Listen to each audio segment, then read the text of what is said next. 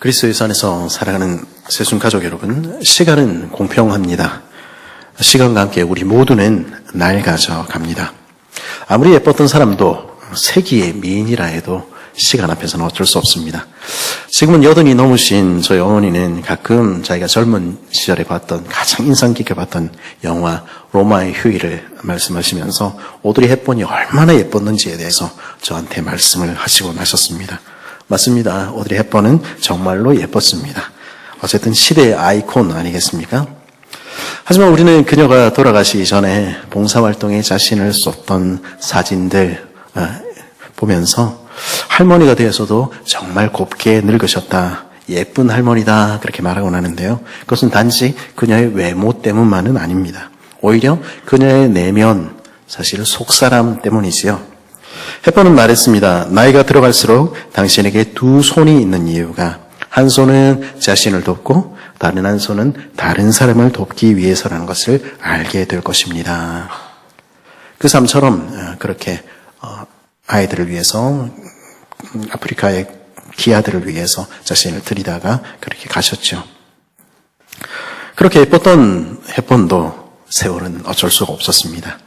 아무리 예쁜 할머니로 늙으셨어도 그 겉모습이 젊은 시절과 같을 수는 없는 것이죠. 성형과 피부 미용, 안티에이징 기술이 아무리 발달해도 마찬가지입니다. 우리는 모두가 낡아져 가는 것이죠.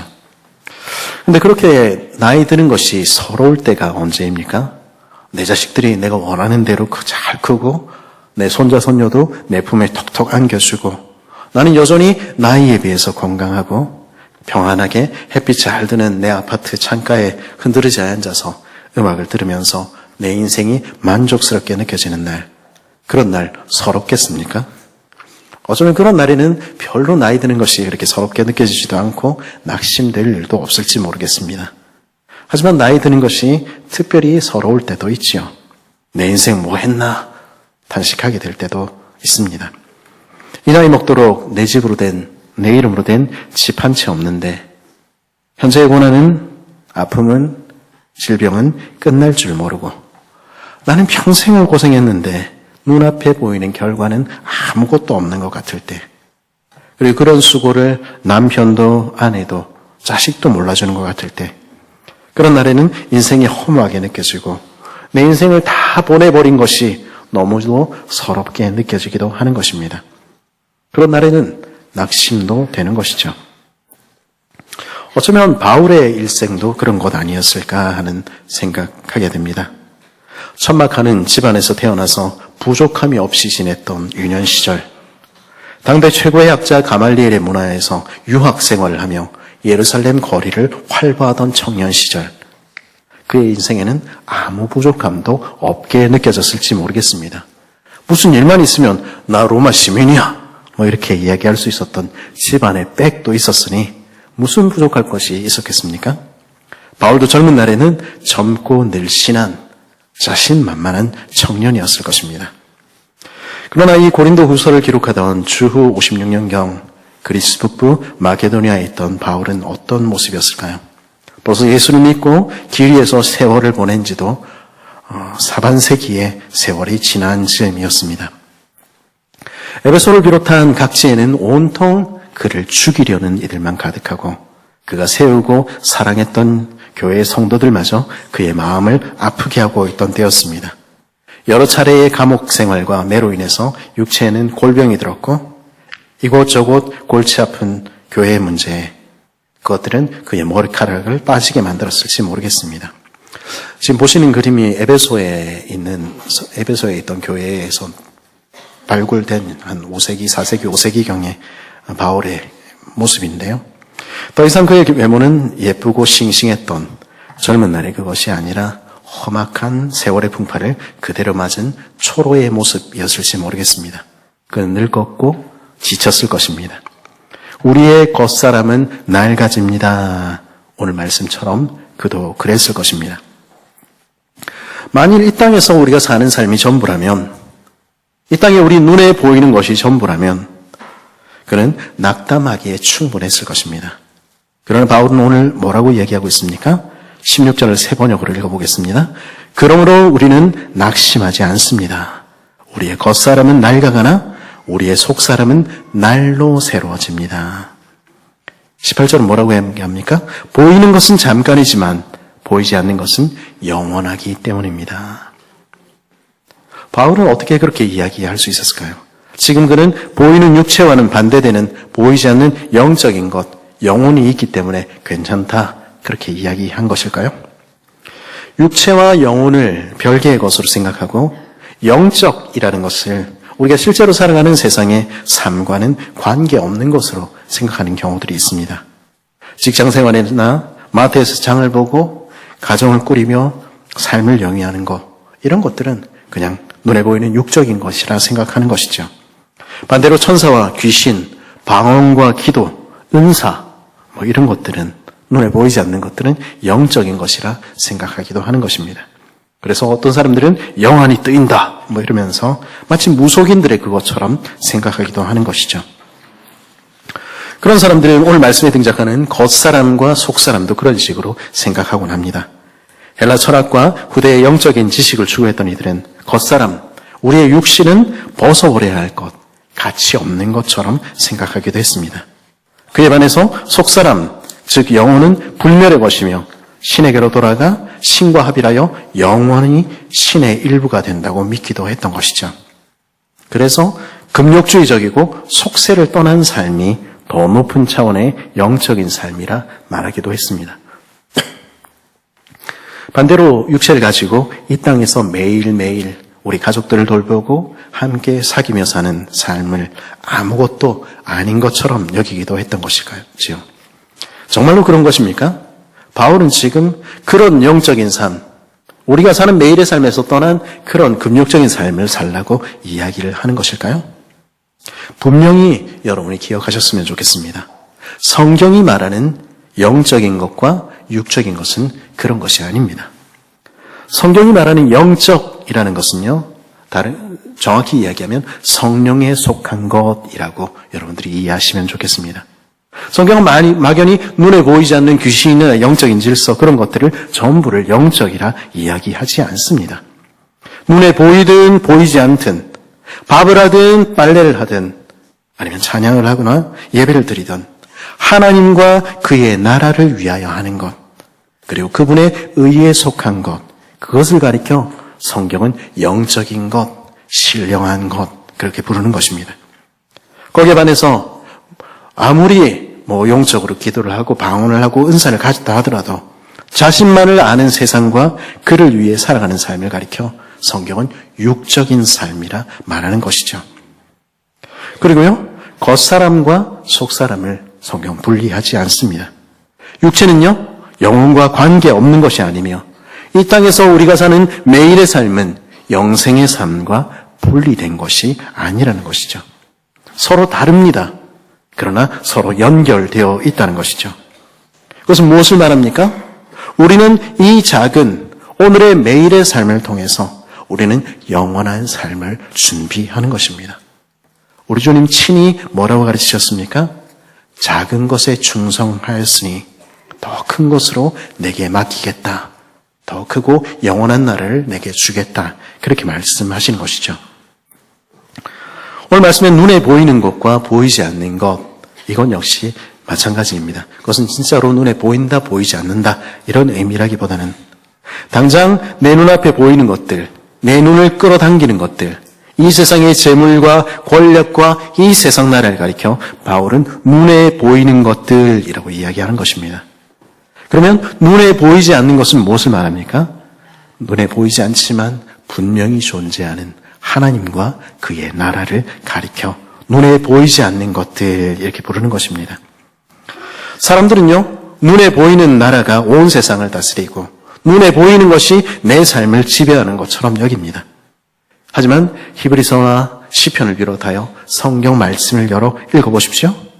성경은 참으로 온 세상을 오늘도 다스리시는 분은 눈에 보이지 않는 하나님이라고 우리에게 들려주는 것입니다. 그리고 하나님과 그의 나라가 진짜 나라, 진짜 영원히 있을 나라라고 우리에게 알려주는 것입니다. 하나님의 사람이라는 사람들은요, 그렇게 눈에 보이지 않는 것을 보며 눈에 보이지 않는 나라를 사모하며 사는 사람들입니다. 저는 지금 종교란에 기독교라고 쓰는 그런 사람들에 대해서 이야기하는 것이 아닙니다. 참으로 눈에 보이지 않는 하나님을 믿으며 그 나라의 의가 무엇인지 그것을 생각하며 사는 사람들에 대해서 말하는 것이죠. 그래서 눈에 보이는 것들을 추구하는 사람들과 눈에 보이지 않는 나라를 사모하는 사람들은 서로 완전히 다른 삶을 살게 됩니다. 이 세상의 사람들은 눈에 보이는 재물과 권력과 이 땅의 것들이 전부인 것처럼 생각하고 그것을 채우기 위해 살아갑니다. 하지만 눈에 보이지 않는 것을 바라보는 하나님의 백성들은 보이지 않는 나라, 하나님의 나라를 위해서 이 땅의 삶을, 자신을 드리는 것입니다. 그래서 현재 이 땅에 사는 나의 삶을 때로는 고난으로 가득 채우는 것도 기쁘게 감당하는 것이죠. 오늘 말씀 17절은 이렇게 말하지요. 우리가 잠시 받는 환난에 경한 것이 지극히 크고 영원한 영광의 중한 것을 우리에게 이루려 함이니. 우리는 지금 이곳에서 영혼을 준비하는 것입니다. 저도 이제 조금씩 낡아져 가는데, 그래도 제가 조금 더 신품이었던 학창시절이나 보다 젊었을 때보다 조금 현명해진 것이 있습니다. 그것은 언제까지나 내일이 있지 않다라는 것을 알게 되었다는 것입니다. 제 성격이 그 MBTI로 하면은 극P인데요. 그래서 과거에 저는 이렇게 생각하곤 했습니다. 지금 놀자. 내일이 있다. 이러면서 내일 일을 왜 오늘 해야 되나. 이렇게 생각을 했던 것이죠. 그래서 지금 준비해야 될 것들을 하지 않고 지금 공부해야 될 것을 미뤄두며 다음에 할 시간이 늘 있을 것이라 생각했던 것이죠. 그러나 세월과 함께 그 착각이라는 것을 알게 되었습니다. 하지 못하고 미뤄둔 숙제는 언젠가 훗날에 더 큰 대가를 지불한다는 것도 몸으로 뼈아프게 깨닫는 순간들이 많이 있었고요. 제 성적표를 보시면 아마 깜짝 놀라실 겁니다. 그리고 배워야 할 시기에 배우고 익히지 못하면 그 시간은 다시 돌아오지 않는다는 것도 알게 된 것이죠. 물론 마음먹어야 하고 싶어야 효율이 더 난다. 그거 제가 부정하는 거 아닙니다. 저도 그런 사람입니다. 마음먹으면 되는 것이죠. 뒤늦게라도 정신 차리고 마음먹으면 그거 좋은 일입니다. 하지만 제가 저희 아이들에게 그리고 제 후배들에게 늘 하는 이야기가 있습니다. 그것은 최소한 부끄럽지 않을 만큼은 해라. 최소한은 해야지. 왜냐하면 바로 지금 이 순간이 미래를 준비할 유일한 시간이기 때문입니다. 바울은 현재 당하는 그의 삶을 가리켜서 잠시 받는 환난에 경한 것 이렇게 이야기합니다. 우리가 사는 그렇게 힘든 이 삶이 잠시 받는 환난에 경한 것, 가벼운 것 이렇게 이야기를 하는 것이죠. 어떻게 그렇게 이야기할 수가 있습니까? 지금 내가 당하는 고난이 얼마나 힘겨운지 알고 그렇게 이야기를 하는 것입니까? 우리 그렇게 이야기할 수 있을지 모르겠습니다. 그런데요, 모든 것은 상대적이더라고요. 고3 아이들은 자기가 제일 힘들고 공부하는 게 제일 힘든 줄 압니다. 그게 벼슬인 줄 알죠. 저도 그랬습니다. 그래서 얼마나 참 공부한다고 얼마나 참 그랬는지 모릅니다. 하지만 제가 논문을 쓰던 무렵에 저는 제가 고3보다 훨씬 공부를 열심히 하고 있다는 사실을 발견하고 깜짝 놀랐습니다. 그리고 지금 우리 부모님들, 어른들, 고3들보다 훨씬 더 많은 시간을 새벽부터 밤까지 가족을 위해서 열심히 살고 있지 않습니까? 익숙해지면 그런 삶을 어떻게 사나 싶지만 익숙해지면 괜찮아지는 것도 있는 것입니다. 모든 것은 상대적인 법이죠. 그리고 다른 의미에서도 모든 것은 상대적입니다. 바울이 말하듯이 이 땅의 고난은 장차 우리가 얻게 될 것, 무엇과도 비교할 수 없이 무겁고 영원한 그날의 영광에 비하면 가볍다는 것입니다. 거기에 비하면 이 땅에 당하는 내가 당하는 어려움이 아무리 크고 힘들다 하더라도 그것은 가벼운 것이라는 것이죠. 5장 1절은 이렇게 말합니다. 만일 땅에 있는 우리의 장막집이 무너지면 하나님께서 지으신 집, 곧 손으로 지은 것이 아니요 하늘에 있는 영원한 집이 우리에게 있는 줄 아느니라. 이 부분을 추적하며 한 학자가 이렇게 쓴 것을 보았습니다. 우리는 지금 천막에 살지만 우리는 한날 궁전에 살게 될 거예요. 저 하늘에는 나를 위한, 우리를 위한 궁전이 기다리고 있는 것입니다. 앞서서 제가 고난이 상대적으로 가볍고 일시적인 것이라고 얘기했지만 바울이 우리가 당하는 이 땅의 고통을 무시한 것은 결코 아니었습니다. 2절과 4절에서 바울은 뭐라고 이야기합니까? 참으로 우리가 여기 있어 탄식하며 참으로 이 장막에 있는 우리가 짐진 것 같이 탄식하는 것은 우리는 이 땅에서 장막에서 텐트 생활하는 것처럼 하면서 신음하고 있다는 것입니다. 너무 힘겨워서 고통하며 신음하고 있다는 것이죠. 여기서 이 탄식이라는 단어는요, 신음이라는 단어는요, 사실 해산의 고통, 엄마가 아이를 출산할 때 하는 그 부르짖음, 그것을 가리킬 때 사용하는 단어입니다. 그렇게 힘겹고 고통스러운 것이, 꼭 죽을 것만 같은 것이 우리네 삶이기도 하다는 것이죠. 하루 이틀의 캠핑이야 신나는 일이지요. 하지만 평생을 정처 없이 여기 잠시, 저기 잠시 이동하는 천막 생활은 얼마나 힘겨울까요? 더욱이 나이가 들어서 내 집 한 칸 없어서 그렇게 또 이사를 하고 또 짐을 싸야 한다는 것은 정말 힘겹고 서러운 일일 것입니다. 아마도 5장 1절에 장막집이 무너진다 하는 이야기는 이런 상황을 염두에 둔 말일 것입니다. 만일 땅에 있는 우리 장막집이 무너지면, 옛날의 장막은 오늘날 원터치 텐트와는 비교할 수 없는 것입니다. 요즘은 그냥 던지면 다 텐트가 쳐지지만 예전에는, 특히나 2000년 전에는 땅을 파고 기둥을 세우고 무거운 가죽천을 올려서 집을 만드는 것입니다. 그걸 텐트라고 부른 것이죠. 그리고 그렇게 공들여 씌웠더라도 이동하기 위해서는 다시 해체하고 부수어야만 했습니다. 바울은 사실 여기서 일평생 장막을 치고 살았던 믿음의 조상인 아브라함과 그의 후예들의 삶을 다시 소환하는 것 같습니다. 그들은 그 천막을 세우고 부수는 일을 일평생 반복하며 살았던 것이죠. 아브라함이 그 일생에 몇 개의 텐트를 치고 또 부수어야 했을까요? 이삭과 야곱은 물론이요, 그들과 함께했던 사라, 리브가, 레아, 그 아내들의 삶은 어땠을까요? 그 고통스러운 텐트의 생활에 낙담해서 이제 웬만하면 조그만 도시라도 좋으니까 거기 정착해서 내 집 갖고 살고 싶은 마음이 그들이라고 왜 없었겠습니까? 그래서 아브라함도 애굽으로 내려갔고 이삭도 남방 그랄을 얼쩡거렸던 것 아닙니까? 공교롭게도 그곳에서 그들은 모두 자기 아내를 누이라 속이며 팔아치웠지요. 야곱이 세겜에 머문 것도 그 때문이었을지 모르겠습니다. 그리고 그곳에서 야곱은 그 딸 디나에게 끔찍한 일이 일어나는 것도 보아야 했던 것이죠. 그러나 그들은요, 거기에 끝까지 머물지 않았습니다. 다시 안주하지 않고 다시 보이지 않는 나라를 바라보기 시작했던 것입니다. 그리고 그들이 공들여 세웠던 그 텐트를 부수고 오랫동안 머물던 그 땅을 떠나고 다시 떠났던 것이죠. 히브리서 기자는 이 모습을 가리켜 이렇게 말합니다. 히브리서 11장 9절 10절입니다. 믿음으로 그가 이방 땅에 있는 것 같이 약속의 땅에 거류하며 동일한 약속을 유업으로 함께 받은 이삭 및 야곱과 더불어 장막에 거하였으니 이는 그가 하나님이 계획하시고 지으실 터가 있는 성을 바랐습니다. 아브라함은 하나님이 만드신 도시, 반석 위에 세워진, 하나님이 직접 설계하시고 하나님이 직접 시공하신 내 집, 내 도시를 바라고 또 바랬던 것입니다. 그리고 바울도 그렇게 살았습니다.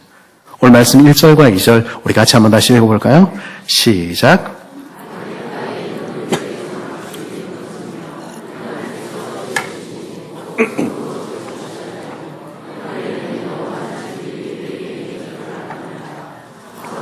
그러니까 여기서 탄식하며 하늘로부터 오는 우리 처소로 덧입기를 간절히 사모하노라. 아멘. 사람의 손으로 짓지 않았다 하는 것은 하나님께서 직접 만드셨다 하는 말이죠. 우리는 이 동일한 표현을 솔로몬의 성전과 비교한 하늘 성전에 대한 이야기에서 듣게 되는 것입니다. 우리가 이 땅을 떠나 하늘로 이사가는 그날, 우리가 맞이하게 될 우리 집은 이 땅의 집과 이 땅의 텐트와 같지 않을 것입니다.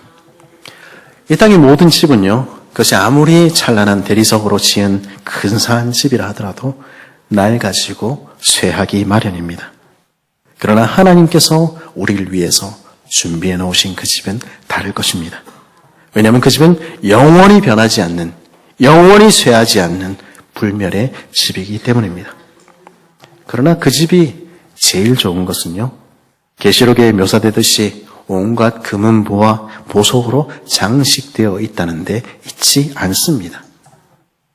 하늘본향 우리 집의 제일 좋은 점은요, 거기 내 아버지께서 팔 벌리고 기다리신다는 데 있습니다.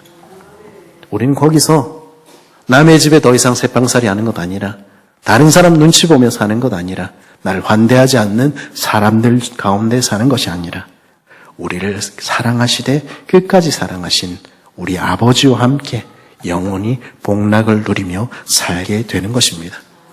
그 소망이 우리에게 있는 것이죠. 내가 곧 가게 될 하늘 내 집이 어떤지 아는 사람은요, 이 땅에 낡아지고 없어질, 우리가 떠나야만 할 집이 몇 평인지, 한강뷰인지, 학군이 좋은지 거기에 목숨 걸지 않는 것입니다. 대신에 이 땅에 장막에서 사는 것 같은 삶에 신음하면서도 우리들의 하늘집을 그리워하기를 멈추지 않는 것이죠. 그것이 오늘 말씀 2절이 말하는 내용 아닙니까? 참으로 우리가 여기 있어 탄식하며 하늘로부터 오는 우리 처소로 덧입기를 간절히 사모하노라. 어떤 사람들은요, 천국을 죽어서 가는 막연한 곳, 혹은 정말로 있는지 없는지도 믿을 수 없는 소망처럼 생각하기도 합니다. 그러나 하늘에 있는 우리 처소가 정말로 아버지와 함께 사는 집이라는 것을 아는 사람은 결코 그렇게 착각하지 않습니다. 초막이나 궁궐이나 내 주 예수 모신 곳이 교회 어디나 하늘나라, 그렇게 노래하며 오늘 이 땅에 사는 날 동안도 천국을 맛보며 사는 것입니다. 그리고 반드시 가게 될 내 집을 더 사모하며 사는 것이죠. 그러면 저 하늘에 있는 내 집에 대한 이야기는 죽음 이후에 있을지 없을지도 모를 미래에 대한 막연한 소망에 대해 말하는 것입니까? 제가 여러분들에게 꾀가지고 뭐 좋은 일이 있다고 없는 이야기를 지어내는 것입니까? 결코 그렇지 않은 것입니다. 사람들은 말하곤 합니다. 아직 안 죽어봐서 모르겠는데요. 죽어서 천국 가봐야 천국이 진짜로 있는지 없는지 알겠는데요. 그리고 자기 얘기가 참 합리적인 얘기라고 뿌듯해하곤 하죠. 정말 그렇습니까? 그럼 우리에게 오늘 5절 말씀은 뭐라고 얘기합니까? 곧 이것을 우리에게 이루게 하시고 보증으로 성령을 우리에게 주신 이는 하나님이시니라. 우리가 가진 소망은 그냥 막연한 기대가 아니라는 것입니다. 하늘에 있는 내 집, 그것은 내 아버지 하나님께서 친히 준비하고 계시다는 것입니다. 하나님이 계시다는 것이, 하나님이 살아계시다는 것이 정말로 확실한 이야기입니까? 그렇다면 천국도 확실한 것입니다. 이 사실을 알기에 바울은 심지어 오늘 말씀 8절에서 어떻게까지 이야기합니까?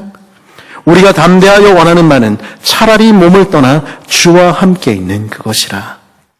바울은 이 땅에서 온갖 것 누리며 오래오래 사는 것보다 주님께서, 내 아버지께서 기다리시는 내 집으로 하루 빨리 가기를 정말로 간절히 원했습니다.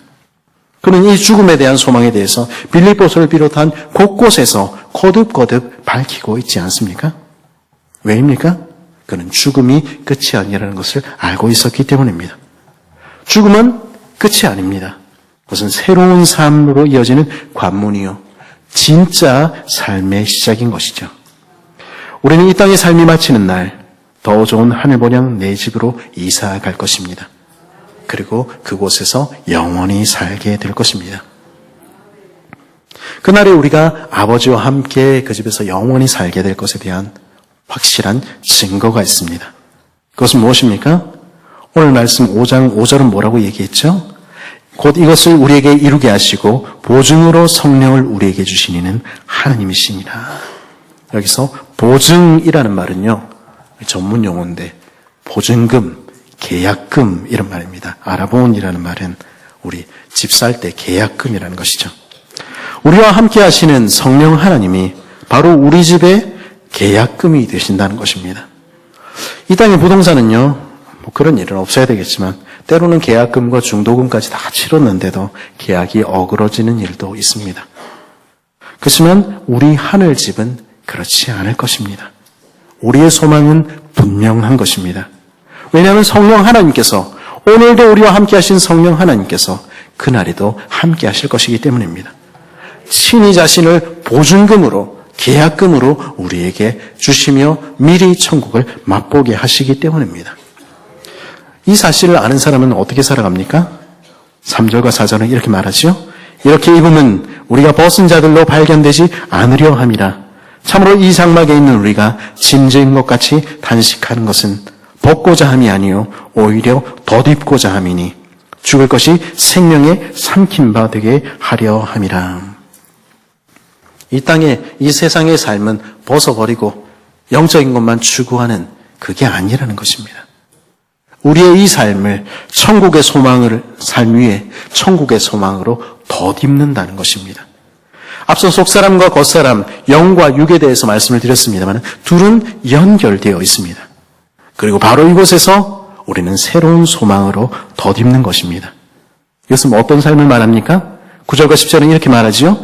그런즉 우리는 몸으로 있든지 떠나든지 주를 기쁘시게 하는 자가 되기를 힘쓰노라. 이는 우리가 다 반드시 그리스도의 심판대 앞에 나타나게 되어 각각 선악간에 그 몸으로 행한 일을 따라 받으려 함이라. 영혼을 바라는 사람은 이 땅에서 이 몸을 가지고 사는 삶에서 주를 기쁘시게 하며 살아가는 것입니다. 눈에 보이는 것만을 구하며 가져가지도 못할 것들을 내 삶에 채우는데 골몰하는 대신에 지금 이 땅에서 하늘에 있는 내 집을 장식하고 하늘에 있는 나의 창고를 보물로 가득 채우는 것입니다. 오늘 우리는 무엇으로 우리 삶을 가득 채우고 있습니까? 그날 그리스도의 심판대 앞에 우리는 무엇을 들고 나가려고 하십니까? 우리는 한날 주님의 심판대 앞에 모두 서게 될 것입니다. 그리고 그 심판대 앞에서 우리 주님께서는 우리 삶을 평가하시며 이렇게 말씀하실 것입니다. 마태복음 25장 40절입니다. 임금이 대답하여 이르시되 내가 진실로 너에게로 노니 너희가 여기 내 형제 중에 지극히 작은 자 하나에게 한 것이 곧 내게 한 것이니라. 우리가 쌓아야 할 보물, 우리가 살아야 할 삶이라는 것은 결국 이 땅에서 우리 아버지를 닮아서 우리 형제들, 우리 자매들과 서로 사랑하며 사는 삶이라는 것입니다. 그것으로 채우고 있느냐 물으시는 것이죠. 그리고 그렇게 그것이 바야말로 이 땅에서 영생을 짓는 삶이라는 것입니다.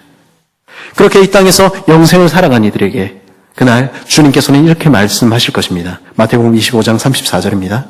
그때 임금이 그 오른편에 있는 자들에게 이르시되 내 아버지께 복받을 자들이여 나와 창세로부터 너희를 위하여 예비된 나라를 상속받으라.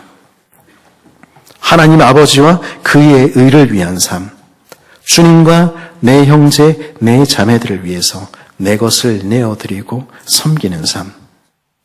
고통 가운데서도 내가 삶이 힘든데도 그럼에도 불구하고 그렇게 사랑하며 산 이 땅의 작은 삶은 아무리 사소해 보이고 아무리 작을지라도 결코 사라지지 않는 것입니다. 모든 사람이 쌓아온, 이 땅의 부자라는 사람들이 쌓아온 그 모든 것들이 주님의 심판 앞에서, 불 앞에서 사그려져 없어지는 그날에도 우리가 쌓은 우리가 형제들에게 준 그 물 한 컵은, 우리가 형제를 위하여 기도한 그 기도는 결코 사라지지 않는 것입니다.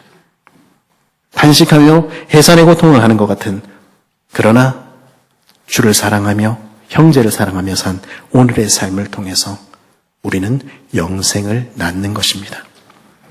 그렇다면 지금 이곳에서 주와 함께하는 삶, 영생을 지어가는 삶 살아야 하지 않을까요?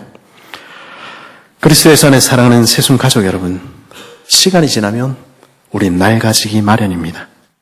아무리 우리의 젊음이 싱그러워도, 아무리 우리 삶이 내가 가진 것이 윤택해 보여도 그건 모두 사라질 것입니다. 거기에는 예외가 없습니다. 그렇게 흘러가는 우리의 시간에 우리는 무엇을 담아야 할까요? 낡아져가는 우리의 삶을 무엇으로 채워야, 무엇으로 덧입어야 할까요? 눈에 보이는 것들, 이 땅에 속한 것들로 우리 삶을 가득 채울 때 우리는 주님 앞에 서는 날 벌거벗은 것처럼 부끄러움을 당하게 될 것입니다. 우리가 쌓은 모든 것은 정말 지푸라기처럼 그렇게 불타서 사라지고 말 것입니다. 그러나 눈에 보이지 않는 하나님의 나라를 사모하며 영혼을 준비할 때 그날에 주께서는 우리를 영원한 집으로 인도하실 것입니다. 그러면 어떻게 사는 것이 영혼을 준비하는 삶입니까? 어떻게 사는 것이 영생을 지어가며 영생을 낳는 삶입니까? 그것은 이 땅에서 주님을 기쁘시게 하는 삶입니다. 가져가지 못할 것을 채우느라고 내 삶을 허비하는 대신에 지금 내 곁에 있는 내 형제와 내 자매를 환대하며 그들과 내 삶을 나누는 삶, 그들을 위하여 나를 드리는 삶, 그것이 천국에 있는 창고를 채우는 삶이며 천국에 있는 내 집을 꾸미는 삶인 것이죠. 지금 비록 장막에 거한다 하더라도 그 삶을 사는 이들은 영원한 집을 향해 달려가는 것입니다. 그것이 하나님 백성의 삶인 것이죠. 그렇게 지금 이곳에서 우리 영원한 집을 바라보며 영혼을 지어가는 복된 우리가 되기를 간절히 바랍니다.